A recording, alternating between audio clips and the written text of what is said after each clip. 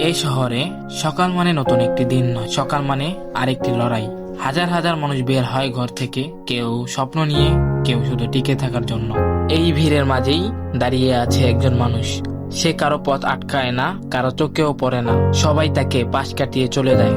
সে থেমে আছে, সে অলস নয়, সে থেমে আছে কারণ সে ক্লান্ত।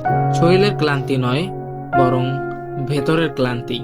প্রতিদিন সে কাজ করে, ঘাম ঝরে, সময় যায়, স্বপ্নগুলো একটু একটু করে ছোট হয়ে আসে, কিন্তু দায়িত্বগুলো, সেগুলো তো কখনো ছোট হয় না। সে কাউকে বলে না সে কতটা কষ্টে আছে, কারণ সবাই নিজের লড়াই নিয়ে ব্যস্ত আছে। এই শহরে প্রশ্ন করা হয় কাজ আছে, কিন্তু কেউ জিজ্ঞেস করে না তুমি ঠিক আছো।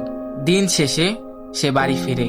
বাড়ি মানে বিশ্রাম নয়, বাড়ি মানে শুধু চারটা দেওয়াল। এই মুহূর্তে তার আর কিছু লাগে না, কথা না, উপদেশ না, মোটিভেশন না, শুধু একটু নীরবতা। কারণ বাস্তব জীবন সিনেমার মতো নয়, এখানে কেউ হাত ধরে তোলে না, এখানে মানুষ নিজেকে টেনে তোলে। যদি তুমি এই ভিডিও দেখে নিজেকে খুঁজে পাও, তাহলে তুমি একা নও।